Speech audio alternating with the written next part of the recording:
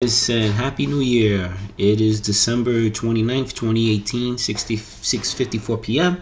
And I want to make a video talk about my trade on APHA. It's going to be on my watch list Monday, what I'm looking for.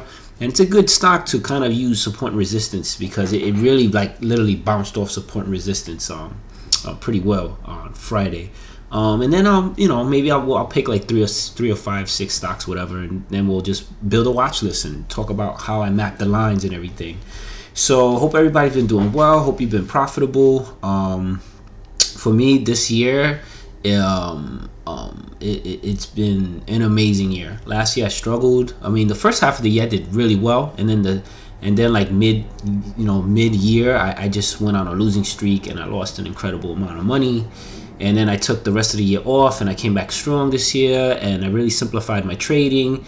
And if you started watching my videos, you noticed as of, I think it was probably January of this year. If you go back to my YouTube channel, maybe January of this year, let's go. I started mapping support and resistance lines on the chart. And I've been using them ever since, and I expressed how they simplify trading. And if you notice, Modern Rock, he has a community MIC, and he talks about lines. Now, I didn't know that he did that. I didn't know anything. He just started making videos a few months ago when he launched his service. It's just to tell you that this guy, is a reputable trader. And he's using lines, and not for nothing, to give him credit, Matt Ash also uses support and resistance lines on his chart. So he's been doing that for a while. But he maps like every single support and resistance line. I don't do that. And I don't think Modern Rock does it either. He focuses on like key levels. I do too. I think you put one too many lines and it gets too crazy. But if you notice back, I want to say probably like in January. This is where I started mapping lines, and I started telling people put alerts and key levels so you can alert them and stuff. But yeah, so I've been using lines ever since, and it's been amazing. Simplifying my trading has been the best thing I ever did. I got away from using all these indicators and stuff. The only indicator now I use every now and again is probably Fibonacci, just to make sure it aligns with my support and resistance lines. So like if a stock, let's say, selling off, and I have a support line and it's like it equals the Fibonacci line, that gives me like a lot of confidence that's where the stock is gonna bounce, and I can go long on a dip buy. So but I don't always use it. A lot of times I'm with E-Trade, and a lot of times I can't even open up Thinkorswim, so I'm not even looking at Fibonacci. It's only when I have the luxury of opening up Thinkorswim, and I can't always do it. But I have all these videos. I have 100 videos, and you can, if you wanted to watch them from the beginning, you can, just to see how I've evolved. But if you really want to see like where I feel like where my where I really started getting really good with the videos and really simplifying was, if you start from like, I would say probably like from February, March and up, you can really develop a strategy. This video right here is, to me, this is the strategy that Stephen Ducks and Tim Grittani and all these guys, this is where they make all their money. So when you see Stephen Ducks goes in 60, 70,000 shares on a position, he's using this strategy. All right, and it's very, very simple, and I'll talk about it in the video today. I'll talk about like MRIN and how I knew. So let me get into it. First, let's talk about APHA. So here's the chart on APHA. Let me remove the lines so that we can just see how I did this. Now, I do have a Discord room. It's free. We're just a group of guys in there that just want to learn. And I probably have 100 people in the room, but frankly, only maybe 25, 20 people in there pretty commonly. The rest, they're not even there ever. But there's like about, I want to say 20 people who are legitimately in the room, and we have a few who trade full time. Like, that's how they make their living. So we have some real seasoned people, and I respect them very much, because it's very, very difficult, I think, to make a living just from day trading. Don't believe the bullshit I tell you. I think everybody has a service, right? So APHA, I had called this in chat, and I said, hey guys, this is the stock that I'm looking at today. I've been basically trading AMD like every day. pretty much every day. I've been making a killing trading AMD, but I didn't, just because of the craziness. I didn't, you know, with the SPY and everything. I just like, you know what, I'm just gonna stay away from AMD today. This to me seems like easy money, so I'm gonna trade it. So here's the trick.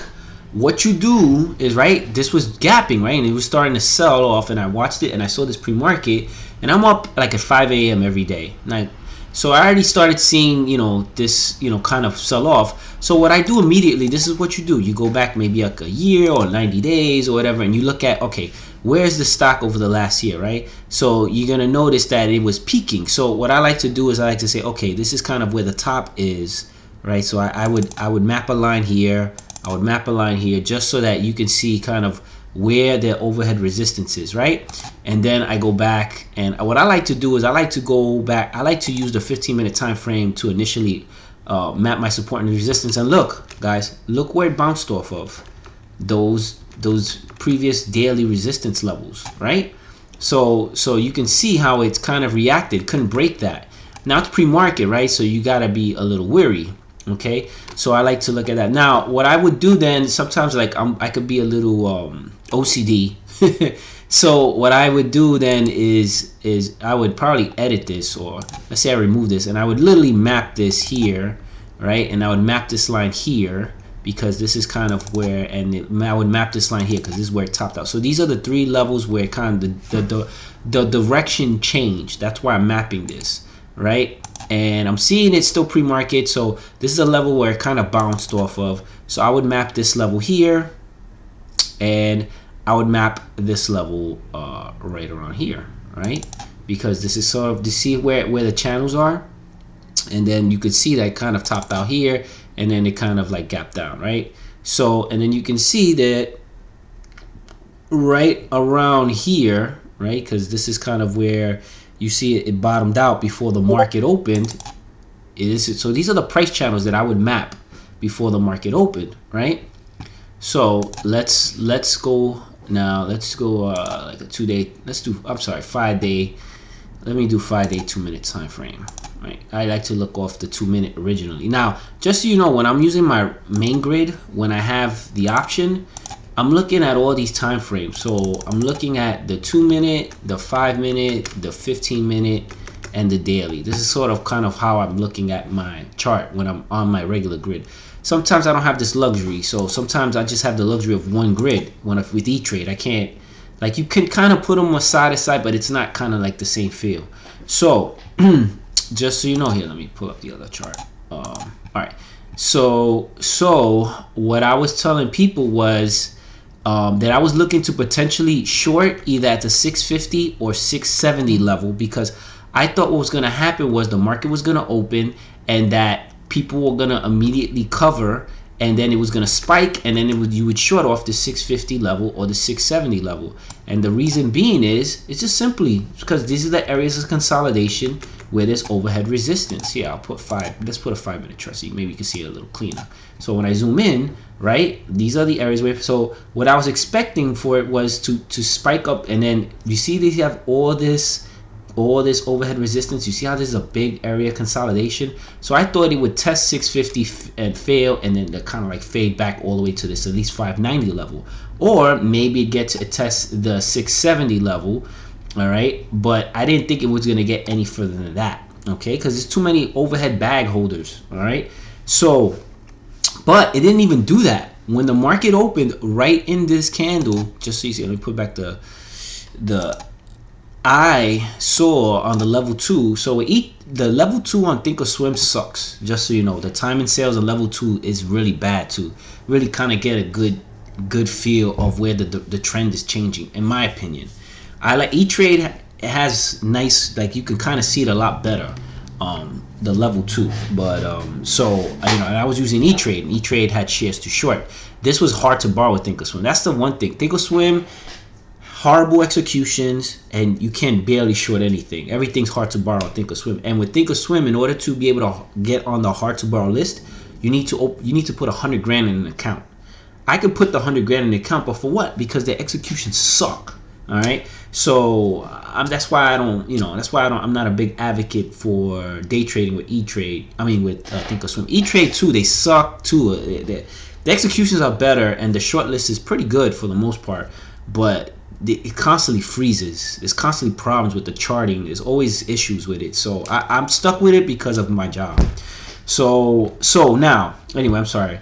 So when I went in, I saw that immediately. Now there's resistance here also at the 631 level, right? But I thought we were gonna get a pop maybe to 650 and then a fade. But to my surprise, we didn't even get that. Like it pre-market, it got to 592 and it tested 631, where you can see there's resistance here, and it couldn't hold. So what happened was I saw right in this first candle, it broke above the 635, and then it started tanking, and then I got short at right here at 625 because I felt confident that that based on the way the level 2 was and the way the selling pressure was, that it was going to drop. Now, let's say I would have got executed and it would have went against me. Once it broke 631 and started grinding up, I would have covered for a loss and then waited for another opportunity to attack. That's how you do it. Now, if you are under the PDT rule, then you're kind of fucked because, you know, you only have 3 day trades in a 5-day rolling period.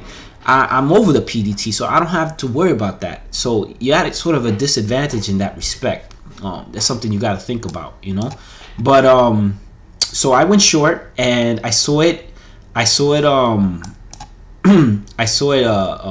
it came down. I held through all this. I held at, now what I like to do, me personally, especially because E-Trade sucks with executions and everything, is I already like to have my cover order already filled. So if I was practicing my discipline the way I normally would have, I would have already had a cover either at $6 because it's a whole number, or here at the 592 because this was a previous support.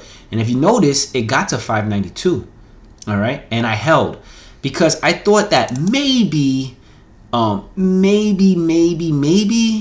was a chance that it was gonna break this. But look at this, a lot of support here.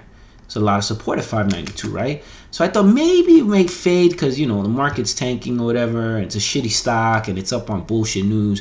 So I thought maybe it was going to tank, but it held. So I held through this and it bounced up and I held through this. And then it came back down and retested that 592 level. And you can see it formed a double bottom here, 590.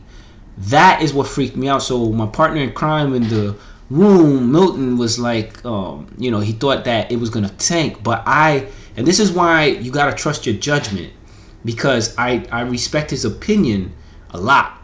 But at that moment, I felt like, you know what, it's a double bottom. Let me just take my profit. And so once it broke above 6 and it got around here, I covered. I covered at like 605. All right. Sometimes I'll wait to see like how it reacts here, because this is an area of resistance, and to see if sometimes it'll retest this and then fade. But I didn't even do that. I just covered. And then I got really lucky. Guess what happened? It gapped up all the way to 631, and right in this candle, I went short again at 631. I saw it like double topping. I saw the level 2, the trend ready to change. So it's really nice when I have E-Trade level 2 up, because I can see you know, it gives you a nice indicator of where the trend is changing. And I saw the trend change, and I immediately went short again at 631, and then the stock came down, and I want to say I covered. Where did I cover? I think I held. If I'm not mistaken, I actually. Oh no! I know what I did. When it came down here, it actually came down. It tested 608, and it didn't break down. And then like right in here, I covered. So I think I covered like, because I saw it formed a higher low, and I wasn't sure what was gonna cover that. So I covered at like, I think it was like 613 or 614, and then I saw it go up. I saw it come down, and what I did was at this point I mapped this line at 610, because I saw like this is kind of where and it gapped down, it gapped up, and then it broke down, and then it came up, but then it broke down again here. It formed a higher low, but right in here. So when it tested this and kind of started fading, I went short again. I went short like right in here at like 609, I think it was, because I thought, okay, maybe it's not gonna continue upward. Maybe it's just gonna, now it's gonna just hold. It can't break the 610, and it's gonna fade. So it started grinding up, and then I saw it get above. Once I saw it get above VWAP, like once I saw it get above right here, I covered for a small loss. And then I actually went long. When it pulled back and it held 611, I think right around, I think it gapped up and pulled back. I want to say like right in here I went long. And I went long thinking that it was gonna retest the 634 level, and sure enough it did. It got back. I didn't hold till it retested 634. I actually got out like right in, I want to say like right in here, 625. But it actually retested, or almost got retested that pre-market high of here, 640. So I got out. But if you notice here, it couldn't really break through this 631 level, and this gave you another opportunity to short. Now I did well because when I feel really strongly about a stock and it's very close to an area that I'm risking, my strategy is I'll try to take like at a most 5,000 share position. I don't like to go more than that with E-Trade. Like if I had a direct market access broker, I would go in with more shares. But because E-Trade, the executions aren't that great and it freezes a lot on me, I get really scared a lot of times.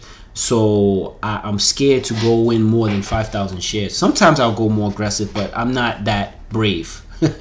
So what's great about 5,000 shares is that all I need is 20 cents to make a grand. What I like to try to make is $2,000 every trading day. Every time I trade, you know, I want to finish with a profit of 2,000. That's my goal. Sometimes I do it, sometimes I don't.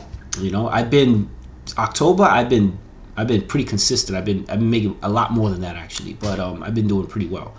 But you know, that can change, so I have to be very disciplined, you know.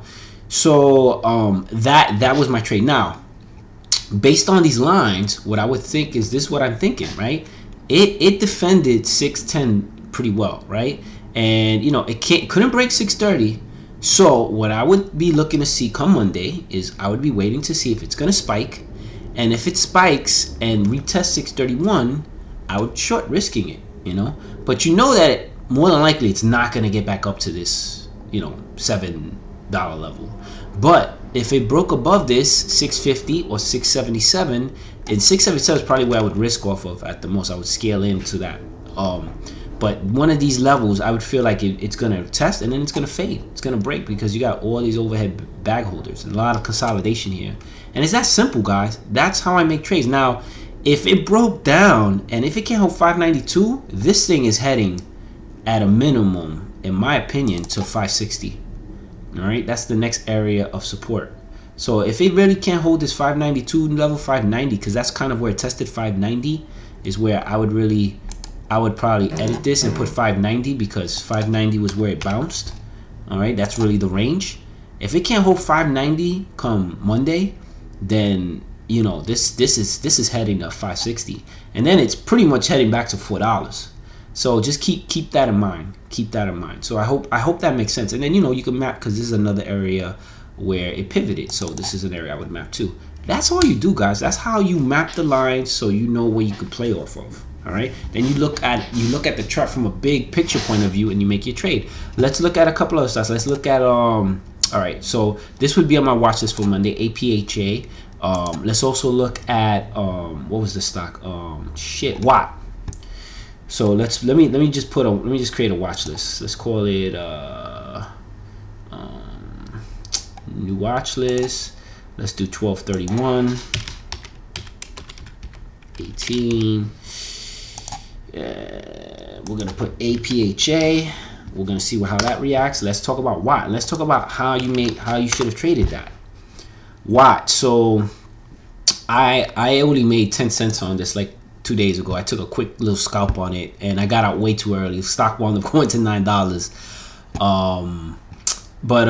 Let's talk about Watt and how you look at this stock. All right, so Watt went from 5 to 959, right? Like you never know what a stock is really gonna do, right? But let me remove these lines and let's talk about this. So let's say you're watching the stock, right? And let me pull up the other chart. Sorry.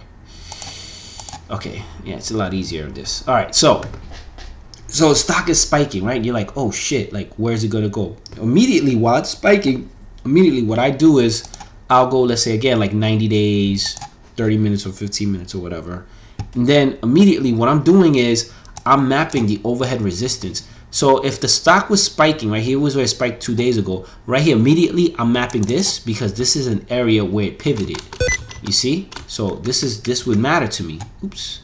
So this would matter to me, right? And then I would look at, okay, what's the next area above? So the next area consolidation is right here, right? So I would map that. And then I would look again and see what's the next area of consolidation. So right in like this level here and sort of topped here. So I probably would map it here because this is kind of where it really pivoted. All right, right here. And then I would map here. So like I would have mapped these lines initially on that, you know, day one move where it's going up. And let's see how it reacts. Look, guys, look what happens when it got to this level right around here. Look, it rejected it. See? Look where it rejected. 747.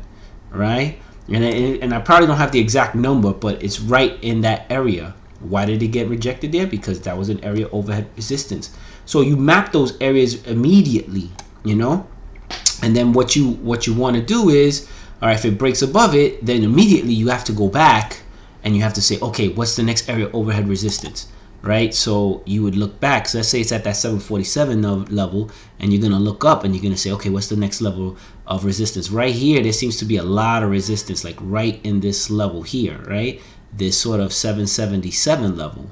So I would have mapped that, and then I would have mapped this 809 level because that is a like strong area of resistance. And then, you know, there's a lot of overhead resistance here. And then right here, this sort of 850 level, right? Now, if we look and then we go back to the chart, right? So I'm pretending now I'm walking you through this as if this is spiking real time. So let's see how it reacts. So it didn't respond to any of this. It just blew through all this, right? So you're like, oh shit, it's above 850. Where is it next? So you have to go back, all right? Now, you can also use the yearly, the 1 year, if you want to do it like that as well. You know, and you can do that as well. And if you go back 1 year, this 943 level, there seems to be an area of resistance. Or if you're doing like the 90 days and just looking at it from a 90-day time frame, right in this area here, 929 would have been a big area for me. And then the next level above that would have been right here at this 950 level, sort of right around here, because this is an area where it pivoted. All right, so I would have mapped this. And if you go back and we look at the chart, that's kind of where it couldn't hold, and that's where you could have went short. All right, if you're risking off that, you saw it come back down. Now let's talk about day two. So now that's kind of how you're catching the front side and where to potentially short, or where the areas where you may get rejected, right? So that's kind of, for me, that's what I look like to see to potentially short if I'm gonna go short, as I like to short. Now, let me remove these lines. Now, what you want to do, right, is you want to look at the stock kind of where it bounced in real time, right, day one. So I would have mapped this line. I would have mapped this line, right, because these are areas where I would have mapped this right here. I would have mapped this. And honestly, I like to really, to be honest with you, look at the 15 before I look at the 5. So let me level set. Let me go back. Let me clear this again because I don't want to confuse you guys. So what I like to do is I like to go back on the 15 minute because it gives me a bigger picture time frame of where support and resistance is. So I would have mapped this. I would have mapped this. Okay, I would map this right here. I would map this because this is like a clear pivot point. I would have mapped this above right here, and I would map, obviously the high is 959. Right, so I would have mapped these levels, and then this was kind of like an area where it consolidated to the 7 sort of 10 level right here. So that might have been an area that I might have, you know, monitored, right? So, okay, so now we're watching this, right? This was yesterday. So you have your key level set, and actually this level here is important because it's kind of where it bounced off that 803 level. So you see it, you know, this is kind of where it fell. And then you got to map your areas below it, right, just in case. So let me go back. I'm sorry, guys. Let me go back. So let's say, and you want to look at the area below. So this obviously is the most critical level because this is where it bounced off of originally, right? But if you wanted to be very particular, you could map right here. Actually, I'm going to use 15 minute, right? Because I said this. I like to do the 15 minute. So I'm mapping this level right here because this is kind of where it pivoted, and this is where it's cleared support. So for me, this level here and this level here is bad. Technically, you can map this and this as well, but I'm not, you get the point. So, all right. So you see pre-market, the stock is kind of spiking and it kind of peaked here. So it's important to know where the pre-market high is, and that's that 750 level. So I would have mapped this just to know, okay, this is the pre-market high.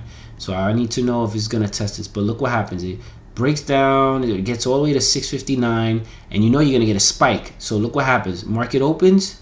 You see it can't. 688 was an area of resistance. It's kind of like trying to figure out what it's going to do. What I like to wait is to see if it's going to get a spike. And sure enough, you get the spike.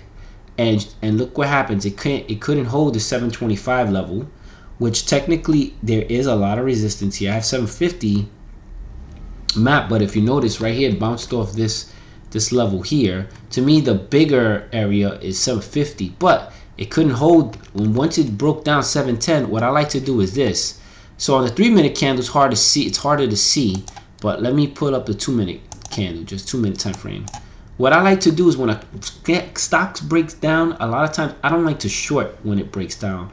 A lot of times I like to see it break down and then kind of, see it pop to like retest or get close to it and then short. That gives me more confidence. But if you get tremendous selling pressure like this, you can take the chance. Just know that you're like, all right, if I risk 710, then I need to be prepared to get out if it goes against me, or I'm gonna hold at least to the market high of 725. That's what I would risk. You got to know what you're gonna risk before you get in a trade. All right, and you can see it couldn't hold 710, and this thing pretty much tanked all day, and it got back to, and look where it bounced off of previous support, 620. All right, previous support. Okay, it got all the way down to, to 573. All right, it got up, it get rejected that 620, which was previous support, and then it got down to 573. So, and if you notice, this is why I mapped it, okay, because this was the area where it first ripped, and look, that's where it covered. So this would be on my watch list for Monday, because what I would expect is if it doesn't tank pre-market, you hope it holds, that you're gonna get another spike, and it's gonna either retest 620 and fade all day, or it's gonna get into one of these levels. Maybe it's gonna get to, this is where at this point I would map this 659 level. All right, and then you got the 688 and the 710. So it's gonna get to one of these levels and it's gonna fade. Now to me, the area where you have the biggest bang for your buck is you hope that it spikes to 689, 88, 89, because there's so much resistance here that it's probably gonna test this and then it's gonna tank, and hopefully it gets back down to this $4 level. All right, so that's what you're looking to see. Now let's say, well, Omar, what if it does the opposite? What if it, like, let's say it spikes to 640 and it pulls back and it holds 620? Can I go long? Yeah, you can go long with 620, but know that your price target is probably going to be this 657, the next area where the price channel ended. These are price channels, guys. These are where it bounces off. So this is where I be looking to potentially take profit. Now you're going to say, well, it's 40 cents.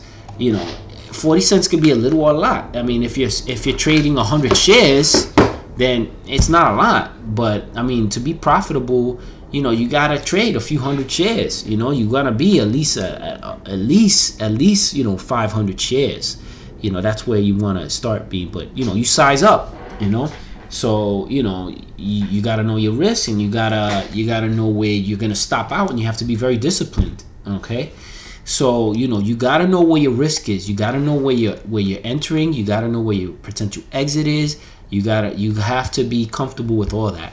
All right, because nobody knows what a stock's gonna do. You're just taking a gamble. That's it. It's just a calculated gamble. But if you use support and resistance, you make things a lot easier. All right. I usually have VWAP on the chart, but VWAP doesn't guarantee anything. I mean, a lot of times stocks don't. VWAP doesn't mean anything. A lot of people use VWAP. I don't give a shit about VWAP that much.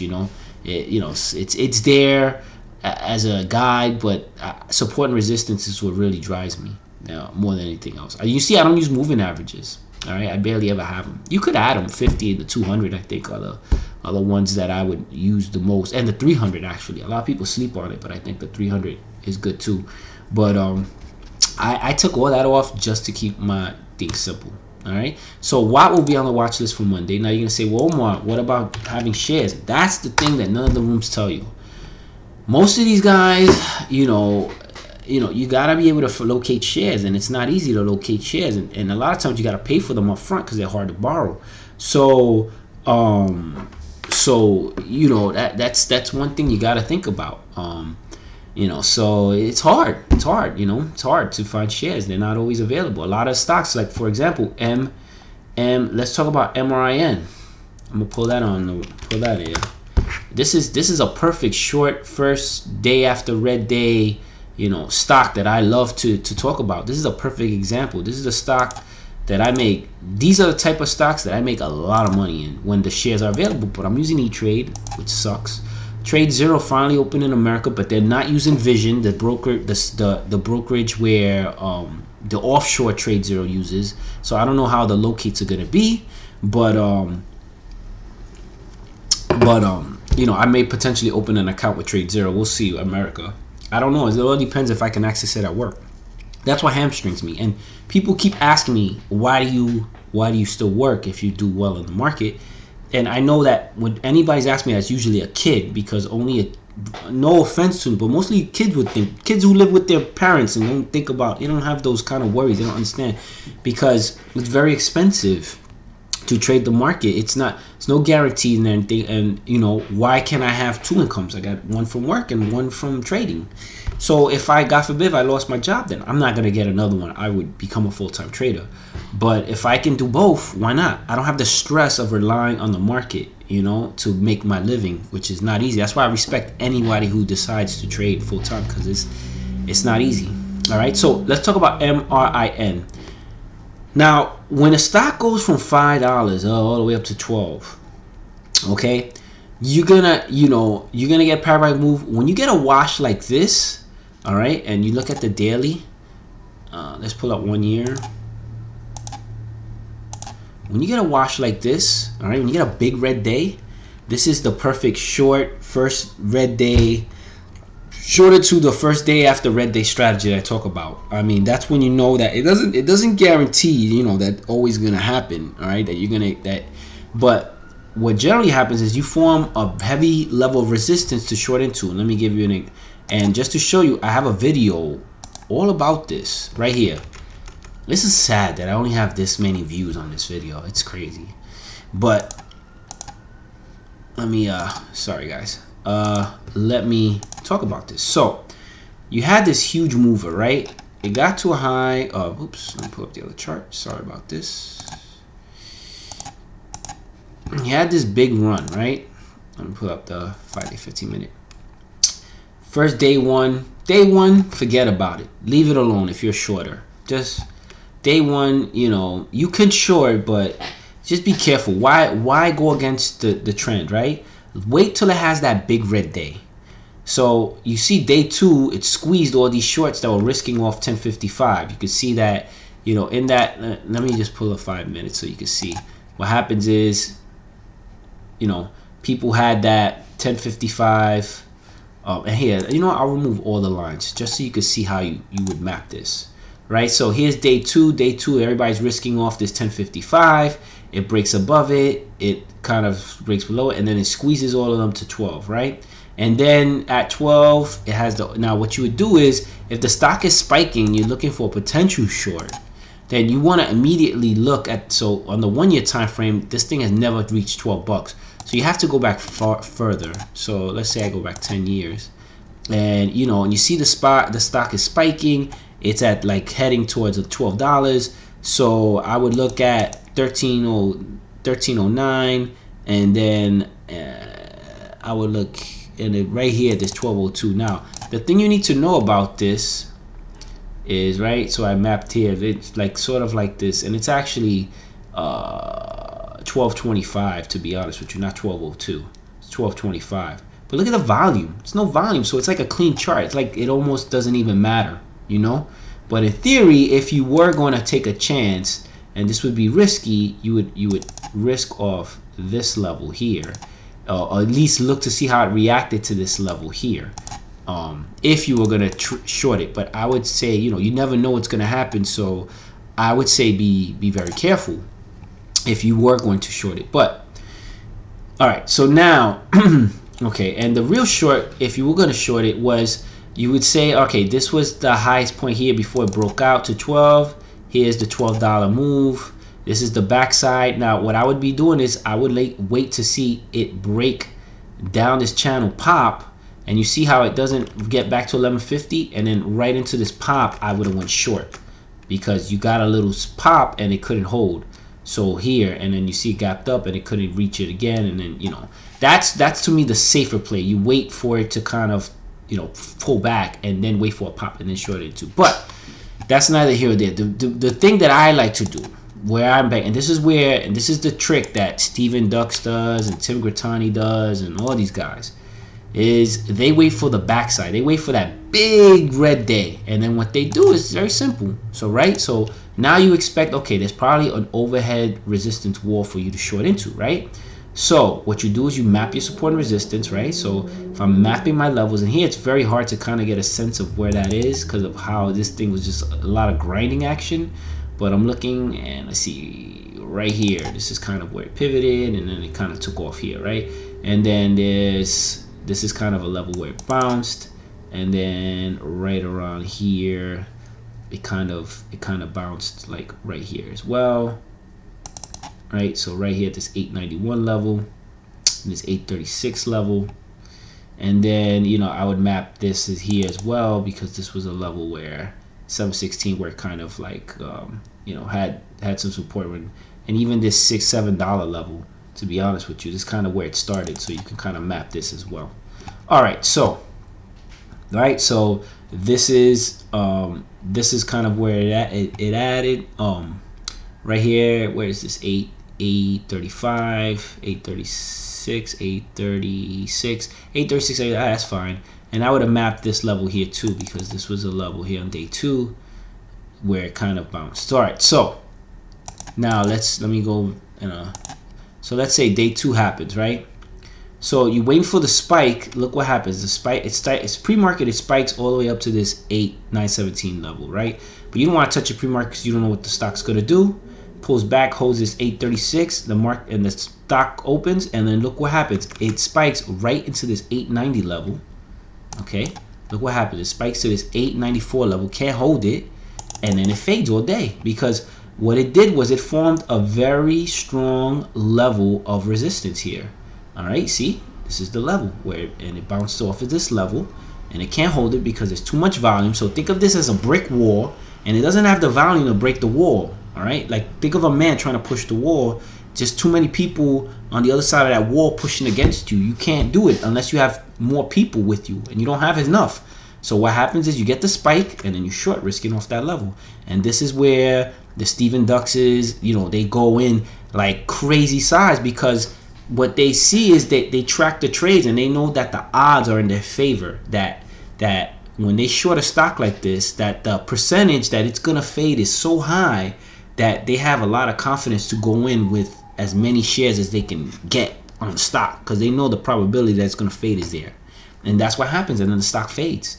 And look what happens. It got all the way down to that previous support of 701. It literally bounced off 701. So a lot of times for me, if I can't short a stock like this because there's no shares with E-Trade, I'm looking to potentially see where all the shorters are going to cover, and I like to buy the dips there to just ride that momentum, kind of like a surfer on a surfboard. I'm just looking for the right wave to jump on, just to get a piece of that. And right in here, when you got that little pop in the pullback and it held, this is the area where you can go and you could have rode this weight up, all right, and you could have got a piece of that. And you know, and you're risking off that $7 level, so you know what your risk is. And look at this thing, got back almost to 787, all right, which was a previous area. And look where this bounced off right here. So you could have mapped this, because this was the area where it bounced off originally. Look, you could have shorted, reshorted there, boom, took it back, it bounced up, doing up, reshorted, boom, and it got further down. So look what happens. Day 3, right?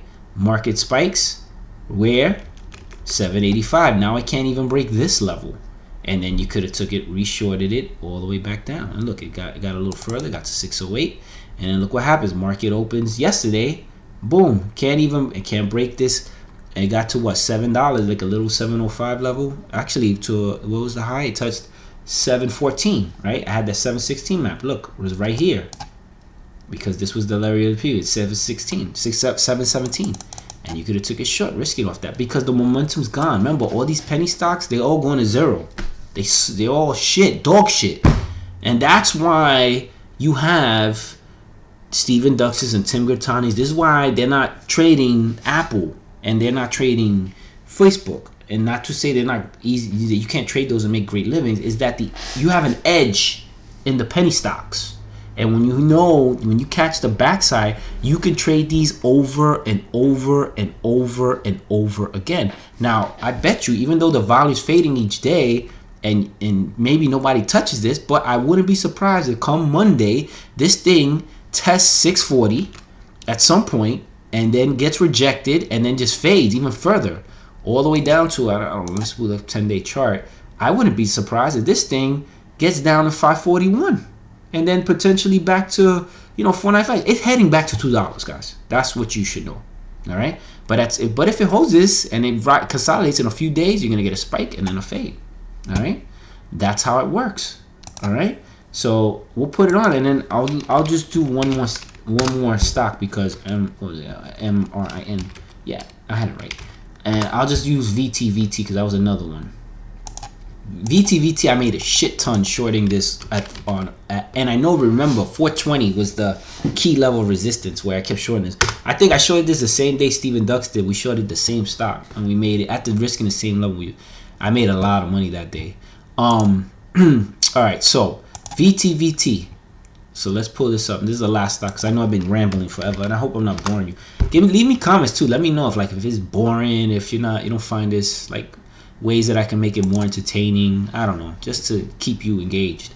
So VTVT moved on. I don't know why it moved, and I don't care right now. But I'm just gonna go through this. So let me remove all the lines so we can talk about this, because I wouldn't be surprised if you're gonna get another opportunity to short this come Monday, or I wouldn't be surprised this thing keeps going higher. So let's talk about this. All right, so VTVT was a former runner. I remember this stock because I traded it quite a few times. So it spikes, right? And you're looking where it's gonna run to. Remember, guys, now usually what happens is, if you watch one of my very first videos where I talk about buying these breakouts, I used to buy a lot of these. And what happens is, when you get a breakout, you usually get a gap up, a pullback, and you get like a flag, and then you get a gap up, and then you get a pullback, which is a flag, and then you get one last push, and then you get a wash. That's what usually happens. You know where I learned that from? Ross from Warrior Trading, to be quite honest with you. I watch everybody, all right? Even though most of their rooms suck and they don't really like he's not teaching you an edge. I don't think he is, and I think you would lose all your money in his room. But there's some useful tidbits that you can learn, and generally when you get these momentum stocks, you usually get 2 or 3. So you got a flag here, a flag here. It's usually 2, 1, 2, a last push, and then a wash. This one you got 1, 2, 3, and then the last push, and then the wash. So now what I like to do is, when I see these moves, I'm immediately looking where the overhead resistance is, because I prefer short. To me, shorting is the edge. So if the stock is running, immediately I'm looking, okay, so there's overhead resistance here, well, right here, right? I would have mapped. There's overhead resistance here, right? Because this is kind of where the trend changed, right? And then I'm looking, okay, so it broke this level, right? And then what's the next level? For me, the clear level probably would have been right about here, because I think this candle's fatter and it has more volume than, actually no, this candle actually had more volume. But yeah, but here it's like, you see how it both had resistance here. So 321 would have been, and let's say if it had broke that, then I would have probably mapped, I would have been looking to see right around here. It's 362. So I see this right here, this candle, this is pretty clear. And and obviously it's the next levels there above or up here, up in this like 4 408, 4, and really this is kind of where the trend changed at 425. So this level right here would have been, to me, critical, because this is where the direction completely changed. All right, you know, because it got, and then you could map these, but this is where it clearly hit, peaked, and then tanked. So, you know, for me, I would have been looking at those levels and map them immediately on my chart, all right, to see where potentially I want to short this, all right. Now, if you look at the stock actually literally touched 350 and faded. Now, I bet you, because I traded this before, let's see, 30 days. No, let's do 90 days. Now, you could also, if you don't want to do the daily, you could also do this. And then look at how consistent this is with the daily. If you look at it, look at the areas here. All right, look at the areas. All right, and this is this 321. Look at that. All right, so you see right here, 362, 362, and the stock here kind of bounced here. And I'm just trying to see, yeah, like right here, 340, and then yeah, 346. Yeah, I was just looking to see, and then to see 399. Yeah, so you know, if you don't do the daily, you can do this too. But I just wanted to see if there. I'm just looking to see if there's anything that I'm missing. But no. All right, looks good. So we have our key levels, and then what you want to do obviously is map your overhead resistance too. So which we did, and then you can confirm it by looking at these charts on, you know, a bigger time frame, over 90 days. And then what I would be doing then is to say, okay, this stock went from $1 to 350, but it kind of held, right? It held 230, so it gave back half its gains. So what I would be looking to do is, all right, so I mapped those levels based on, you know, the daily chart, right? So I'm gonna remove all this. I'll remember that 362. So what I would be doing is just based on this move here, I would map the levels where it moved, right? So it bounced here, it bounced here, it bounced right here, okay, and then you got the 350. So, you know, what I would then see is how is it going to react. So if it, you know, maybe it fades, and if it fades, you got to see what the underhead areas below is. This 185, and I would map this level here, 159, and then, you know, you have this candle right here, which is like the 140. So you have your level set. So what I would be looking to see come Monday is, all right, let's say it tanks, you know, pre-market, and the market opens, I would see how it reacts to 250. There's a lot of resistance here. So, you know, it had 40 million volume traded, all right, and, you know, it pulled back. So it has a lot of volume. So it's going to need some significant volume to break 350 Monday. So if you don't see that volume coming in, look to see for a spike into that 250 level. And if it can't hold it, then it looks like, you know, maybe it's going to come back down. And my potential price target would be 185. All right. So that's what I would be looking. Now, if it breaks 250 and you see a lot of volume come in, you can go long risking that 250. But just know that there's a lot of bag holders here, and they may be looking to get out and to sell into you buying. So just be careful. All right. Just be careful. I mean, if it clearly breaks 317 and holds, to me, I would be more comfortable buying there. All right. So that's what I would be looking for come Monday. We'll see what happens. All right. So those are 4 stocks that I put on the watch list, and you can do this with any stock, guys. You can map your levels. You can kind of see. So let's say, you know, you don't like these lower cap stocks. You want like you like trading like the Facebooks and the Apples. I have a whole video on how you map these. You could take a stock like Facebook, and you can do the same thing. You know, you can go back, let's say, over, you know, 30 days and see where the trend is going, and see I have overhead levels mapped and that I had mapped previously.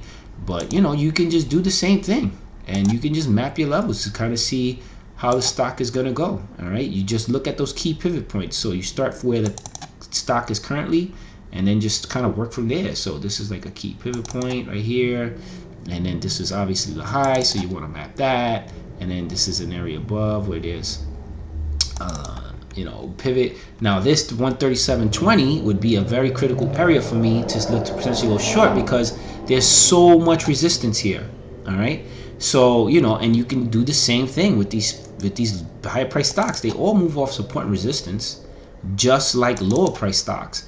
And if you want like to, if you're over the PDT rule, all right, or if you have a stock that, you know, you're with a broker that gives you a lot of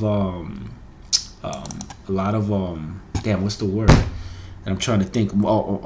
Dag, oh my god, I'm brain dead. A lot of margin. You can make a nice living trading these big price stocks using a couple of hundred shares, like 300 to 500 shares, because they move in points. So like, for example, like a lot of times I made, like when Facebook was tanking between 150 and 160, I made a lot of money trading it, only taking 500 share positions at a time, getting like 5-10 points a day, almost every day, trading Facebook. Like, so, you know, Facebook had bottomed at 122, is on its way up. Now, just so you know, Facebook and all these stocks are on their way to the shitter. Facebook is going to be like a $50 stock again. I mean, it's on its way. But you know, you could do the same thing with Facebook. You can map your support resistance levels, look for a key area above or below to short and risk off of. All right, it seems like it's trending higher now, but you can see if it gets to a key area, maybe, you know, it's not ready to move higher. All right, and you can do the same thing with Facebook that you do with the low price stocks. All right. So I hope you found this video helpful. I know I rambled for a long time. It's, you know, it's off the head. I don't really like, you know, map these videos out. But, you know, go through your watch list, go through the stocks, and then figure out what you know, want to watch and what you want to trade, and then map your lines. All right. So I hope you found this helpful and enjoy the rest of your